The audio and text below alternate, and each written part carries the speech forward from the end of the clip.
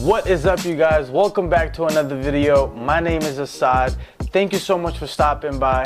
I realized that a few of you are new to the channel because one of my videos actually got posted on Moto Madness, the one where I went around and gave out food and drinks to and a little bit of money to homeless people that I saw on the road. So if you haven't checked out that video, the link is down in the description below. And also, if you're new to the channel, go ahead and subscribe and like this video and share it with people that that might like it. So I've been riding for quite some time now. I think it's like 3 or 4 years. I think it's closer to 4 years.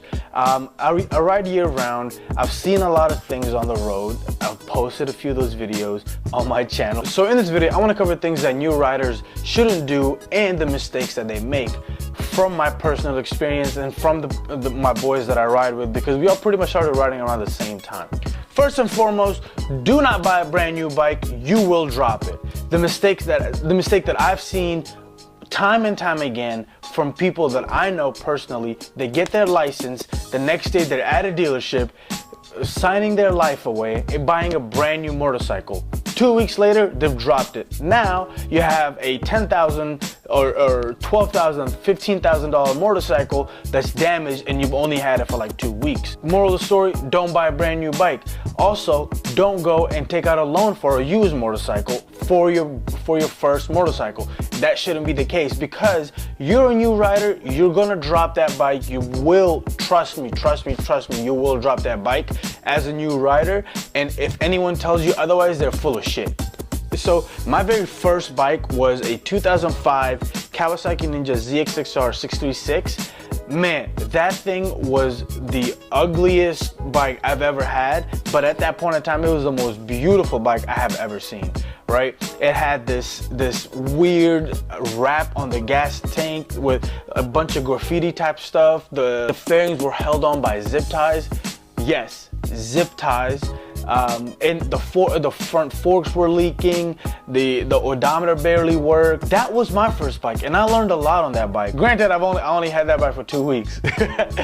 We'll get into that story some other time. But long story short, I bought it for about 2,800 bucks, and then I ended up selling it for 2,800 bucks. Do not get a brand new bike as a new rider. You will crash. You will drop it, because you're still learning. Just because you took that class, just because you have that license, doesn't mean you're the Rossi on the street now. All right? Become a better rider. Learn your bike inside and out. Understand what you like as far as riding goes, how you like the handlebars, your seating position, all of that. Then, as your second or third bike, go out and buy a bike that you like. Secondly, please buy some gear. Oh my God, I cannot stress this enough. Buy some gear.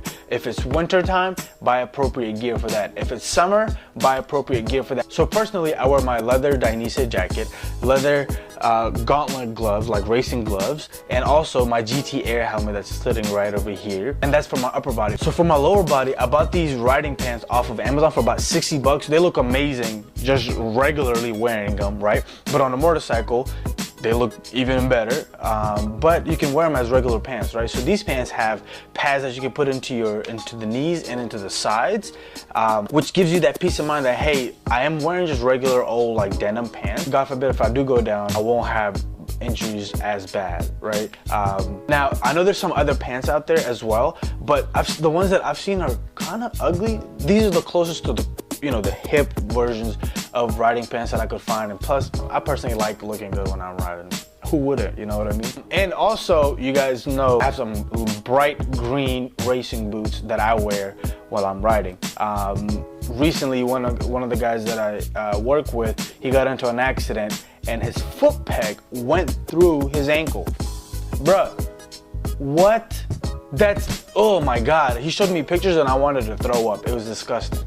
So, moral of the story, you just got your license, you are ready to go purchase your first motorcycle, and you have a budget for it. So make sure in that budget, about 800 bucks is allocated to buying gear, not just cheapo $80 helmets and just textile jackets. They don't protect you, trust me.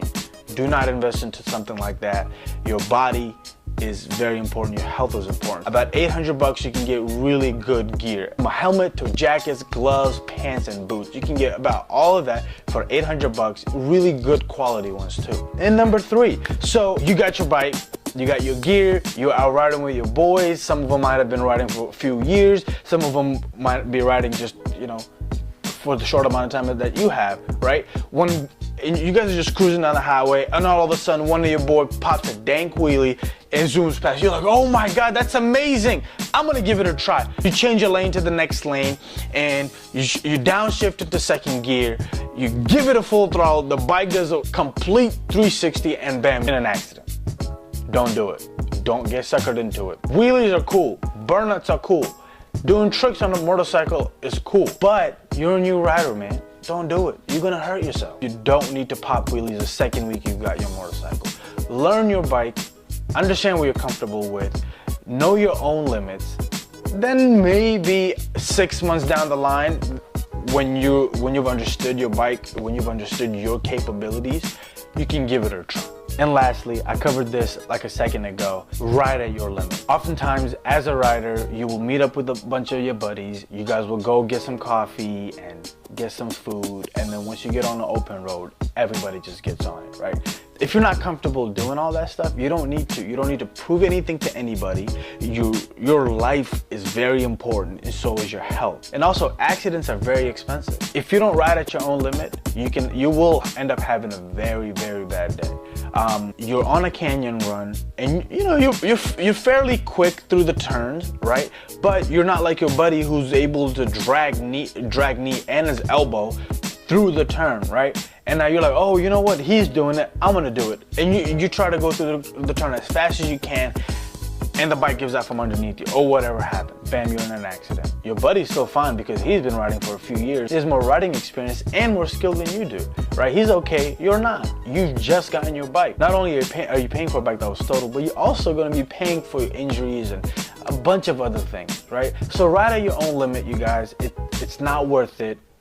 And like I said, you're not proving anything to anybody. Every time I go on a ride with my group of friends, if it's a canyon run or anything like that, before the canyon run starts, and I let them know, hey, listen, there is absolutely no reason why you need to push your limits, right? Yeah, get better. Understand what that turn is asking. Understand how that turn needs to be.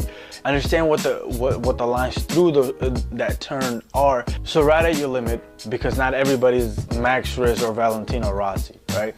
Eventually you can be. I'm not saying you can't, right? But take it slow. Understand everything. Understand what it means to be a rider. Those are the things that I've personally done, that I've learned from, the mistakes that I've made, the mistakes I've seen other people make, some of my very close friends made. Actually got into accidents because of those mistakes that they've made. To summarize everything, you've gotten your motorcycle license. Do not buy a brand new bike, because you will crash it and your investment will more than likely be cut in half. Invest into gear. You don't need to learn how to wheelie the second week you've gotten your bike. You're not a street Rossi yet. Eventually you will be, but you're not yet. So take it easy and ride at your limit. Do not push it. So those are the 5 things that I feel like new riders and my viewers out there can relate to. If there's an experience that you've had or a mistake that you've made and I didn't cover in this video, comment it down below and let me know. I read through every single one of them and I reply to as many as I can. It's not like I get, you know, more than 5 comments anyways, so I got all the time in the world. But that's it, you guys. Thank you so much for stopping by. Please subscribe to the channel, turn on those post notifications, and if you can relate to one of those 5 things that I've covered in this video, give this video a thumbs up. And aside from that, that is it for this video, and I'll catch you in the next one.